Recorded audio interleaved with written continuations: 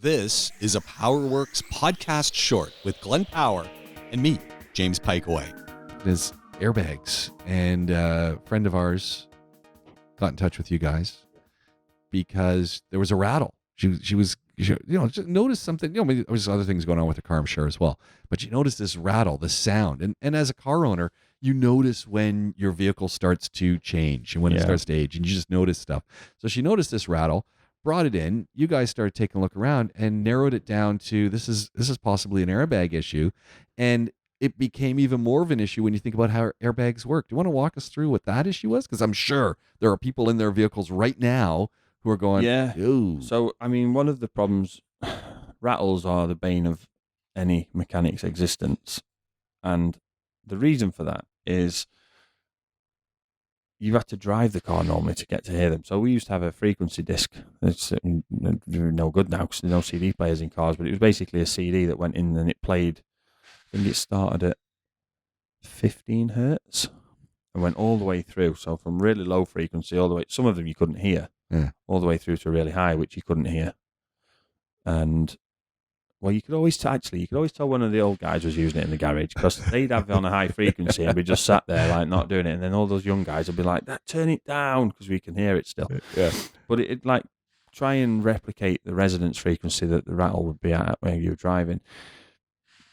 Pretty good, 7 out of 10, maybe 8 out of 10 that's really good. Would be able to. Yeah, 8 out of 10 times you hit it with the frequency disc. And then we had, and I forget the name of the tool, but it was really smart. It was basically a huge long box, probably as long as this table, that had a stethoscope, basically. Okay. But it was electronically connected to some sensors that you could put where you thought the rattle might be. So you'd put it on various parts of the car.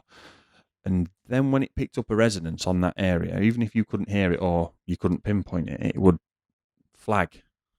So you'd have it on the stethoscope but it'd flag it. So you get back from your road test and it'd say sensor 3. So you go to sensor 3, then you'd know the area you're looking at, and then you'd put the sensors in that area. And it was really smart. Like that was a special tool that Volkswagen made us have. But the problem is, a rattle, especially when it's in the front on the driver's side, is very difficult to pinpoint because if it's on the passenger or the rear, while you're driving, someone else can be looking, or while someone else is driving, you can be looking. But when it's where you are, you can't have anyone sat on your lap or in the footwell while you're driving it because that's not safe. It's just not going to work. So it's very difficult to pinpoint. And so this rattle with this airbag was on the driver's side. Yeah, and it was the driver's airbag. So we got a whole bunch. So those are in the steering wheel. You got a whole bunch of issues with the steering wheel and airbags. Yeah. So we including my favorite, the clock spring. Yeah. Because there's lots of issues with those. Yeah. So termed differently, spiral cassette, slip ring, as we'd have called it. And clock spring, basically, it's a ribbon of wire which is spirally coiled around the center, so it allows the steering wheel to turn but still have electrical connection to the horn or the buttons on the steering wheel more often now, and the airbag. So she came in with a rattle in the steering wheel. Yeah, and then once we realised that was where it was from, we took the airbag off to confirm, drove it without the airbag. Rattles disappeared. So then we tried to pack the mounting points out of the airbag. Now, we have to be very careful with an airbag, because if we make any modification to it, not only one, could it ignite while we're doing that, but two, it might not go off when needed. And then how would we know that wasn't something that we'd done to cause that? Because you don't know if an airbag's going to work. It's pretty sure that it will, but you don't know. But they've got a little explosive charge in them, because that's what makes them work as well. So they have a igniter. There's a crash sensor that detects an impact. You have other sensors now in vehicles. There's a lot of other sensors in vehicles, but there's a crash sensor that will detect an impact in a certain position, which will then send a signal to the igniter to ignite the airbag, which will then expand at a ridiculously fast speed. Yeah, but smash into your face. Now, it's going to help you in a collision, but it does smash into your face. Yeah, I mean, the ones where the pad splits and the airbag comes out, they're pretty painless. But there are some of them where the actual pad on the front will come off, and that's hitting you in the face. Yeah, it nails you, breaks your nose.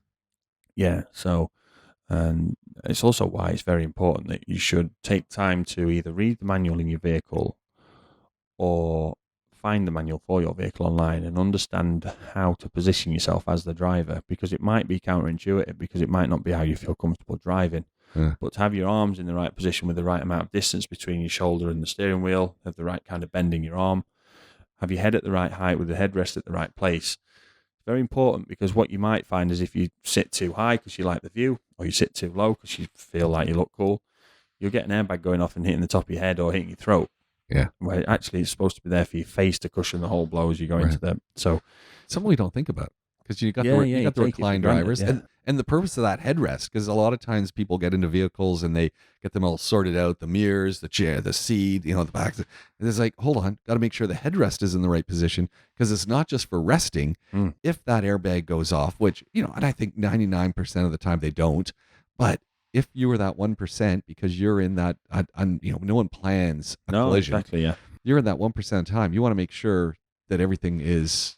Yeah, the headrest will stop you getting whiplash in an event of being rear-ended. And the problem is, in most collisions, if you hitting the back of somebody for your airbag to go off, somebody's then going into the back of you. Now, you're not necessarily going to be that worried about it at the time, because you just hit the car in front of you. But at the point of you stopping instantly and then being hit from behind, your head's going to snap back, and that's whiplash. And that can cause brain injury, actually. So concussions from whiplash. Yeah, for sure.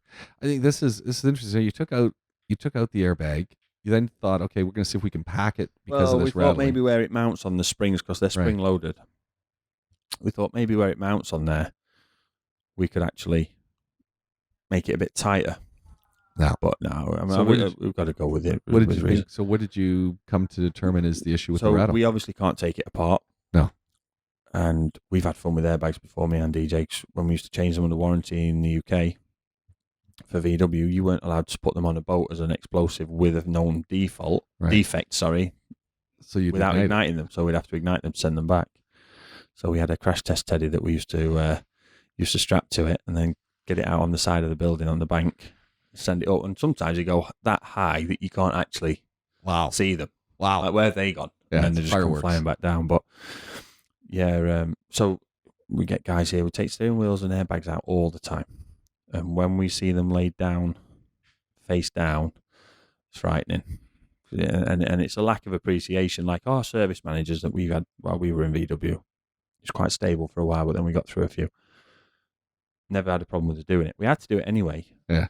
But they never had a problem with us actually setting it off that way, because it allowed any apprentice or anyone that wasn't aware of this is what can happen if you leave it the wrong way around. Because with an airbag, static charge could set it off. Never think of that. So if you take a multimeter, for example, on a multimeter, if we've had anyone that's ever used one, you can test resistance of a circuit, the ohms rating of a circuit. And to do that, it puts a very, very small current. Using the internal battery, it puts a very small current through one wire and waits to receive it on the other wire. And depending on what's happened to the current, it calculates the resistance. So if you test an airbag's resistance, which most of the time a fault on an airbag will be resistance, if you test an airbag's resistance with a multimeter, the potential is that you will then ignite it because you're giving it a current, which is sufficient enough to do such a thing. That's frightening. Yeah, and also on airbags, this is just one for anyone that's never come across this, and you wouldn't know you'd come across it until you either listened to your trainer or you'd experienced it in the worst case. If you get a fault on an airbag that says short to live, stored in the memory, do not erase it. Because what will happen is when you erase it, the circuit will be activated again and it will send a test current to it. And if it's short circuited to the live side, it will ignite it. Our master tech at VW, he was a licensed tech at the time, which is the top. You can't get beyond that.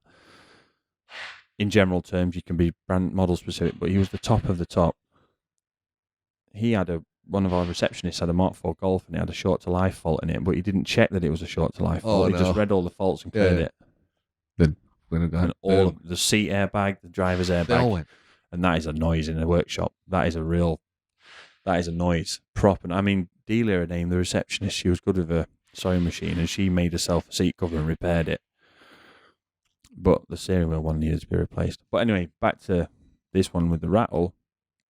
Our worry was that inside there, one of the soldered joints for either the igniter or the actual connection to the igniter or out of the igniter to the somewhere there's something that's either a piece of solder or something's come loose and it's rattling around.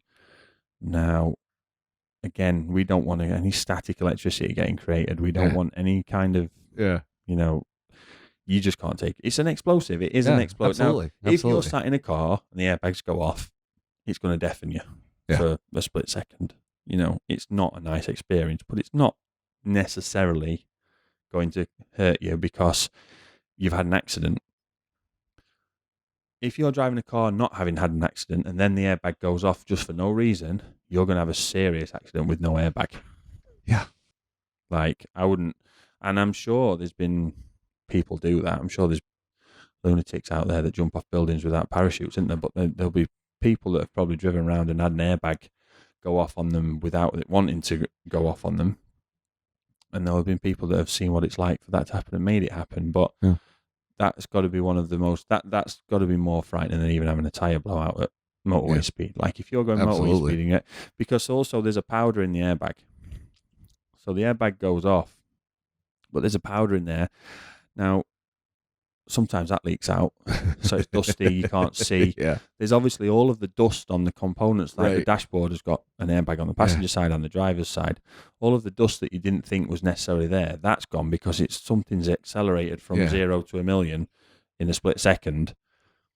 So all the dust with the shock and everything else, plus the noise, plus the fact that it's in your face, you can't see, plus the fact that if it's thrown anything off the pad at you, like for yourself wearing glasses, if it's thrown something at you and your glasses have come off, like that's just an extra layer of complexity to a situation that you didn't need at 100 kilometers an hour on the motorway. Man. So at the end of the day, things rattling, you tried to do what you could do. It's a replacement.